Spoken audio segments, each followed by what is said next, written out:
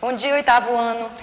Mais uma aula, né, aqui de ciências. Nós vamos hoje concluir o capítulo 2, somente com a correção da tarefa de casa, da página 292 até a página 295. E hoje vamos iniciar um outro capítulo bem interessante também, né? Terminamos as plantas e agora vamos falar sobre o reino animalia, né, os animais. Então vamos pegar o nosso livro, página 292, né, para fazermos aí a correção. Nós temos aí um cladograma, né, que mostra alguns pontos, né, das perguntas que a gente vai fazer aí no item A.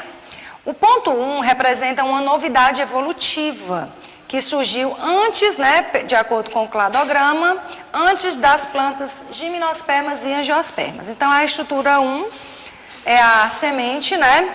E qual é a importância dessa estrutura, né, para a planta, né? Ela aumenta a proteção do embrião, ou seja, o embrião ele vai estar dentro de uma semente, então ele vai ficar mais protegido, tá certo? O ponto 2 representa outras duas novidades evolutivas que só surgiu antes de quem? Das angiospermas. Então, o que as angiospermas apresentam que as outras plantas não tinham, né? Flor e fruto. Qual sua importância para as plantas, né?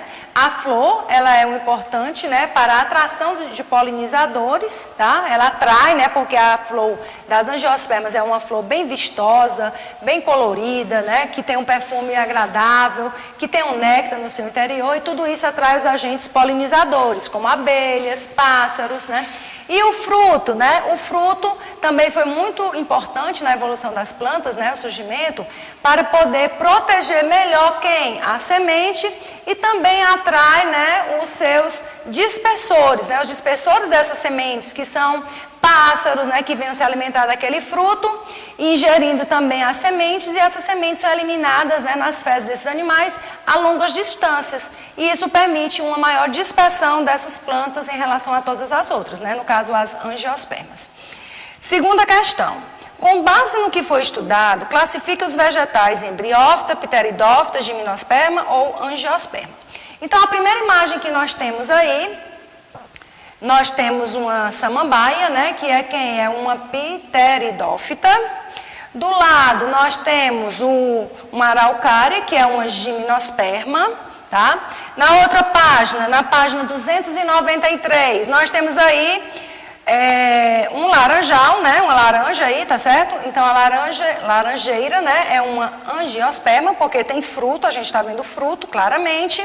E no item D a gente está vendo aquelas plantinhas menores, que são os musgos, né? As briófitas, tá? Briófitas. Terceira questão, assinale V ou F para verdadeiro ou falso. Item A. As briófitas não têm vasos condutores de seiva, tá verdadeiro, são as únicas plantas avasculares, quer dizer, não tem vasos condutores de seiva. Item B, as pteridófitas produzem flores e frutos. Quem são as plantas que produzem flores e frutos, né? São as angiospermas e não as pteridófitas. Item C, os grãos de pólen produzidos pelas gimnospermas são transportados pelo vento. Por quê? Porque o estróbilo, né, que é como se fosse uma flor rudimentar, a gente nem pode chamar de flor, ela não tem nenhum atrativo.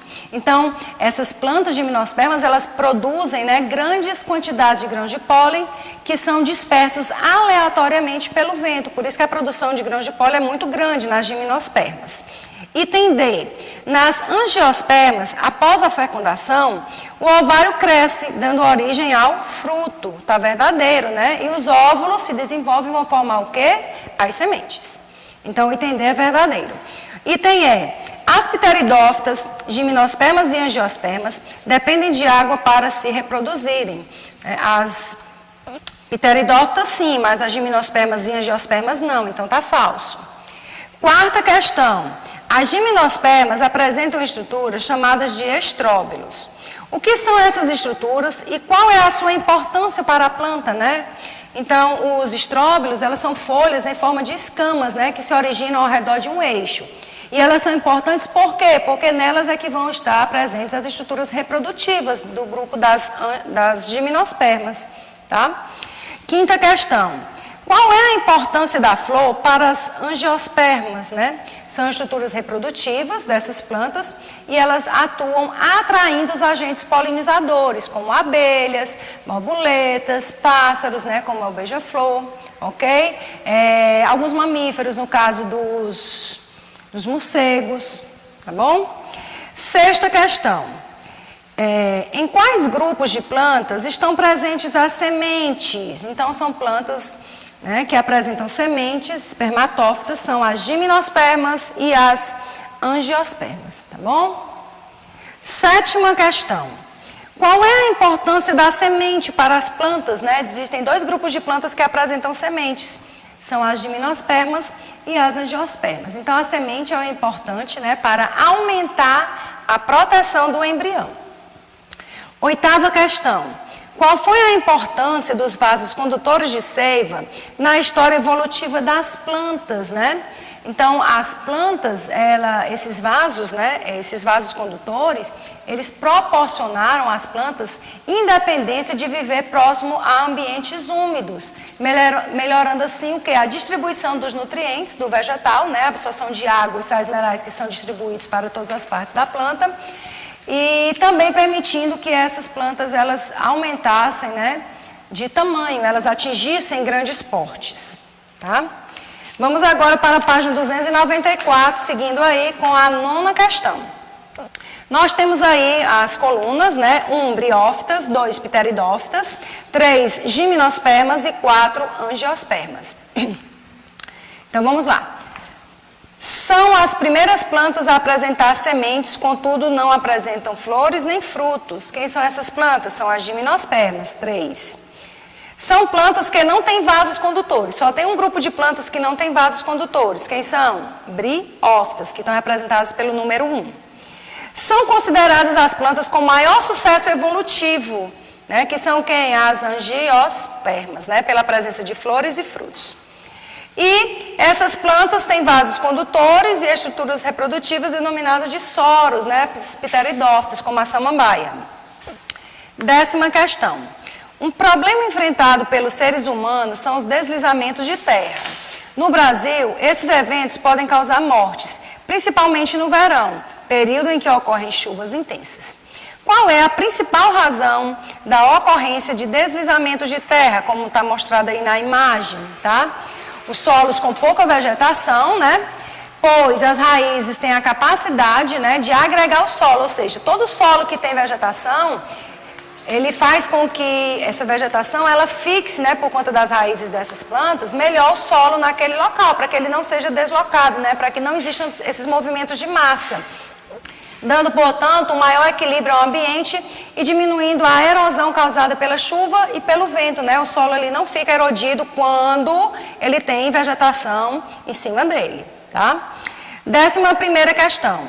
Por que a maioria das plantas são verdes, né? Porque elas apresentam um pigmento chamado de clorofila, que tem a coloração verde, tá? Todo mundo já viu, né? As plantas todas são verdinhas. 12ª questão. As plantas são chamadas de seres autotróficos ou autótrofos. O que isso significa? Né? Autótrofos são seres que conseguem produzir o seu próprio alimento, que no caso das plantas esse processo é a fotossíntese, né? Processo através do qual a planta pode produzir o seu próprio alimento, né? Glicose, que é um carboidrato, tá bom? Aqui, na página 295, eu vou pedir para vocês, quando estiverem assistindo essa aula, dar um pausezinho para conferir as respostas, tá? Nessa coluna aqui nós temos algumas características, né, das briófitas, né? Briófitas são de pequeno porte, as briófitas dependem de água para reprodução, exemplos musgos e hepáticas. As pteridófitas apresentam soros, dependência de água para fecundação, exemplos samambaia e as avencas. As plantas são seres pluricelulares, eucariontes e autótrofos. As gimnospermas, né, que está faltando um N, tá? Tem a semente, né, como proteção do embrião, tem os estróbilos e o representante mais conhecido é o pinheiro e a araucária, né? E por fim, lá no finalzinho ali, as angiospermas com presença de fruto, flor, semente, né? Fecundação e temos como exemplo as roseiras, né, mangueiras, cajueiros, coqueiros e aí vai. Toda planta que tem fruto, tá bom? Então agora nós vamos dar início ao capítulo 3, né, dessa unidade 2, e hoje nós vamos começar falando, né, sobre o reino animal. O reino animal, gente, ele é bem extenso, tá? E todos os animais, independente de que filo ele pertença, né, dentro desse reino animal, eles têm como característica básica serem organismos heterótrofos, ou seja, nós não somos capazes de produzir o nosso próprio alimento, somos formados por várias células, né, e somos organismos eucariontes, ou seja, nossas células apresentam núcleo e apresentam organelas celulares. Já existem, né, que foram descritas, descobertas, nomeadas, cerca de 950 mil espécies, tá, de animais, mas acredita-se que existam 7 milhões de espécies, né, que ainda nem foram descobertas, né, para serem descritas, tá? E qual é a origem dos animais? Assim como as plantas têm uma origem, né, tiveram a sua origem a partir de uma alga verde, os animais provavelmente tiveram uma origem a partir de um protozoário flagelado. Ele tinha um flagelo, né, parecido com os coanoflagelados, tá? São protozoários que apresentam flagelo para se locomover. Bom, então a respeito da história evolutiva do reino animal. Essa história evolutiva, por conta dessa grande diversidade de espécies, ela é muito difícil da gente representar através de um cladograma, como era das plantas, tá? Por quê? Porque tinha bastante ramificações. Então, dessa forma, nós estudamos os animais através de quê? Dos filos e de suas características, para que a gente possa comparar um grupo com o outro, para que a gente possa ver o que um grupo tem de novidade em relação àquele anteriormente estudado, né? E antes da gente fazer esse estudo dos filos e das suas características, é importante que a gente possa entender as estratégias reprodutivas, porque o sucesso evolutivo de uma espécie está relacionado diretamente à sua forma de reprodução, tá? Então, nós vamos falar, antes de falar dos grupos de animais, as características aqui da reprodução. Nós temos 2 tipos de reprodução, tá? A reprodução sexuada e a reprodução assexuada, né? Vocês já devem ter ouvido falar em outros momentos, já estudaram, mas que a gente vai só relembrar, né? A reprodução sexuada, ela ocorre com participação de gametas, geralmente, mas nem sempre, e isso gera um indivíduo que é geneticamente diferente dos seus genitores, ou seja, isso gera variabilidade genética nas características dos descendentes dessa reprodução. Já os organismos de reprodução assexuada, eles não tem essa variabilidade genética nos descendentes. Por exemplo, uma bactéria que se reproduz assexuadamente, tá? Não é animal, bactéria, só estou dando um exemplo. Essa bactéria, ela vai ser geneticamente idêntica à bactéria mãe que lhe deu origem, tá? Isso não tem variedade nenhuma, né, naquele novo organismo que se formou, ok? Então, sexuada, grande variabilidade na descendência, né, de características. Assexuada não gera essa variabilidade nos descendentes. Nós temos 2 tipos de fecundação, né? E o que é fecundação, professora? É a união do gameta masculino com o gameta feminino, tá? Ela pode ser interna, quando esse encontro ele acontece dentro da fêmea, ou ele pode ser externa, né? Essa fecundação ser externa, quando ela acontece fora do organismo feminino, ou seja, na água, por exemplo, tá? Como é o caso dos peixes, né? Tá? A nossa fecundação ela já é interna, ela acontece dentro do corpo da fêmea, esse encontro dos gametas. O local no desenvolvimento, né? Para o embrião se desenvolver, ele vai desenvolver ou internamente, né, dentro da fêmea, como é o nosso caso, dos mamíferos, ou externamente, pode ser na água ou pode ser dentro de um ovo, como é o caso, por exemplo, do desenvolvimento de aves, né? Que as aves põem os ovos e os seus filhotes nascem de dentro daquele ovo, tá? Os tipos de desenvolvimento, né, que nós encontramos nos animais, pode ter o desenvolvimento direto ou indireto. Direto é quando o filhote já nasce semelhante ao adulto, não tem metamorfose. E o indireto é quando tem metamorfose, ou seja, quando há larvas no seu desenvolvimento. Agora nós vamos falar sobre o filo porífera, né, Bob Esponja, bem conhecido de vocês, né, dos desenhos, tá? Esses animais são os animais mais simples dentro de todos os animais descritos, né, que a gente vai estudar. Esses animais são os únicos que não apresentam tecidos verdadeiros, né? Eles são muito simples. São sésseis, quer dizer, eles são fixos no substrato, tá? Aqui é uma rocha no fundo do mar, ele está grudado, aqui também, não sei se dá para ver bem na imagem. Eles apresentam células chamadas de coanócitos, que ficam nessa parte aqui interna desses buraquinhos. E essas células permitem o movimento da água para capturar alimento, né, e fazer as trocas gasosas, tá? Todos são aquáticos, né? Por quê? Porque eles são animais filtradores, eles filtram a água, absorvendo os nutrientes que vêm junto com nela, e também absorvendo o oxigênio e eliminando o gás carbônico, tá? Tamanhos e formas variadas. Aqui, gente, ó, pode caber uma pessoa aqui dentro dessa esponja, tá? Tem cores diferentes, formatos variados. A maioria, ela é hermafrodita, quer dizer, produzem, né, o mesmo animal, tem os dois sexos, né, produz gameta masculino e feminino, tá? A reprodução sexuada, a fecundação e o desenvolvimento desse embrião é na água e pode ser assexuado por brotamento. Surge uma estrutura que nós chamamos de broto, tá? Que pode se desprender ou não do porífero e originar um novo organismo, tá? Tem um corpo poroso, por isso que o filo é porífera. Agora vamos falar sobre os quinidários, águas-vivas, caravelas, né? A maioria deles são marinhos. Nós temos duas formas que a gente vai mostrar na imagem seguinte. A forma de pólipo e de medusa. Eu vou mostrar aqui a imagem para poder a gente explicar. Aqui eu tenho uma forma de pólipo, tá? Esses animais são fixos quando eles estão nessa forma, ou pode ter a forma de medusa.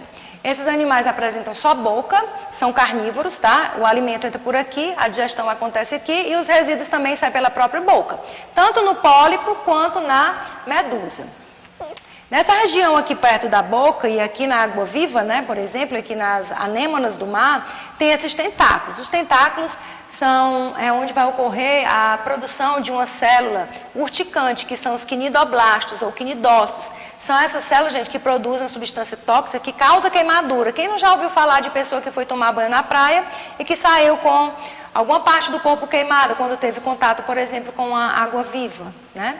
Aqui a gente tem a epiderme do corpo, é bastante simples também, ó. A epiderme é a parte externa, temos a mesogleia, que é a parte intermediária, e a gastroderme. E aqui a cavidade gastrovascular, que é onde vai ocorrer a digestão. Então, lembrando que a boca tanto é o local de entrada do alimento, quanto a de saída dos resíduos. E aqui nós temos a imagem dos representantes, tá? Aqui é uma hidra, ó, mostrando um tipo de reprodução assexuada, chamado de brotamento. Começa a surgir um broto, é como se fosse um filhote desse pólipo, e aí ele vai se desprender e originar um novo animal. Aqui uma anêmona do mar, ali águas vivas, aqui os corais também são representantes do grupo, e aqui nós temos um outro representante do grupo, tá? Então, todas essas imagens mostram que esse grupo dos quinidários é bastante diversificado, ok? Então, gente, a nossa aula ela vai ficando por aqui, tá certo? Olhem direitinho a correção, né, daquela atividade, foi bastante longa de casa, e façam a correção direitinho, dê um pausezinho no vídeo e a gente se vê na próxima semana. Tchau, tchau, boa semana.